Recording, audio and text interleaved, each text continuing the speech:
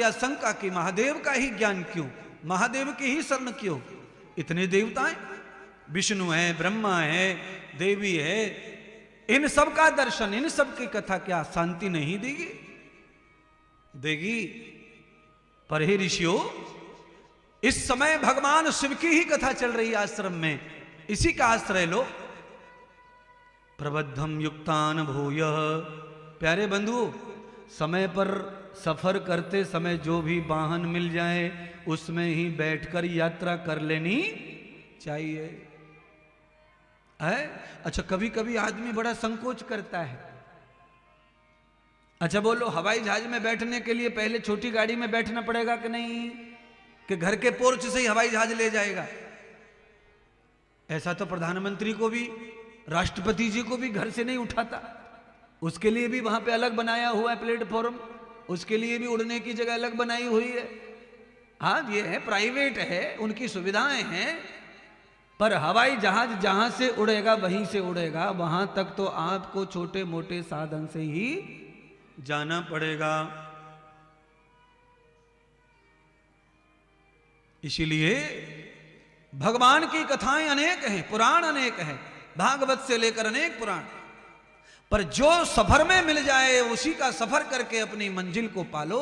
तो भगवान सूत जी के आश्रम में अनेक कथाएं चलते चलते शिव कथा चल रही थी, तो शिव की ही महिमा गा रहे थे। तो कहा सौनक जी, दूसरे पुराणों को श्रवण करके भी कल्याण नहीं होगा, पर अब शिव कथा चल रही है तो इसी का आश्रय लो,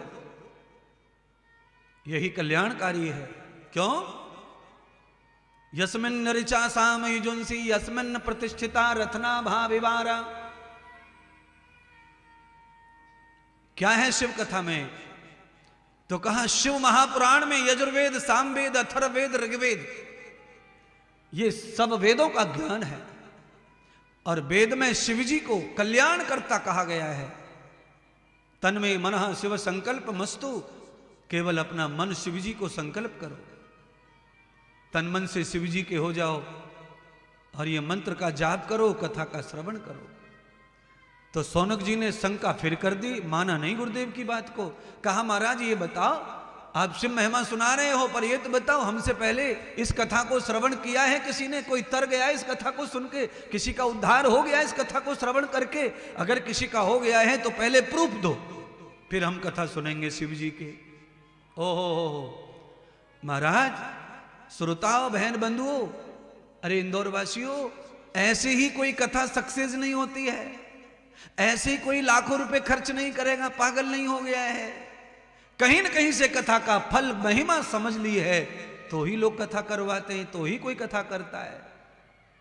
व्यर्थ में कौन पैसा खर्च करेगा?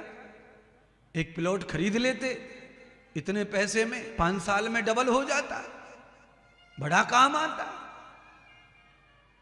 और 5 साल के बाद में और चौगुना हो जाता, बड़ा पैसे काम आते। पर अभी जो कहा था उसे भी ध्यान रखो, प्लॉट के पैसे डबल तिबल चौबल हो जाएंगे, और वो प्लॉट तुम्हारे नाम पे भी रहेगा, पर शमशान के अलावा तुम्हें कहीं भी जगह मिलने वाली, कहीं भी जगह नहीं मिल सकती है। अच्छा, तुम में ताकत हो तो इस चौराहे पे जला के बता दो अपने पप्पा को,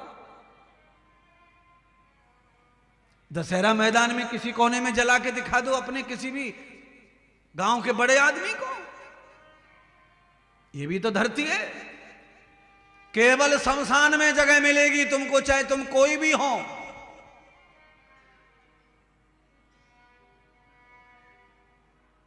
कहीं जगह नहीं है।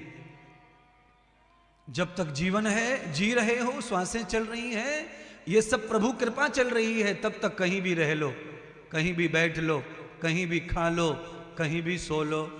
है? अगर आपको मन है तो 7 दिन इंदौर, तो इंदौर में खाओ, रहो, सो। जैसे मैं इंदौर में रहूंगा, खाऊंगा, सोऊंगा, बोलूंगा, चालूंगा, क्योंकि जिंदा हूं। शरीर पूरा हो गया इंद्रदेव महाराज का, तो वही जगह मिलेगी, वही जगह सबकी, शमशान। हाँ, पर साधु महात्माओं का जरा अलग स्टार होता है। साधु महात्माओं को बड़े बड़े बंगलों में ही जगह प्राप्त होती है, ये ध्यान रख लेना। है महात्मा, जितना बड़ा महात्मा उसे उतने ही बड़े बंगले में मरने के बाद रख दिया जाता है, समाधि बना दी जाती है उसकी। ज्यादातर महात्मा शमशान जाते नहीं हैं, उनके ही आश्रम वगैरह में ही उनको स्थान दे दिया जाता है, क्योंकि वो भगवान का रूप है। शमशान नहीं ले जाया जाता, उनको जीवित माना जाता है मरने के बाद भी, और उनको समाधि में मिट्टी में रख दिया जाता है और उनके ऊपर मंदिर आदि बना दिए जाते हैं, उनकी समाधि बना दी जाती है।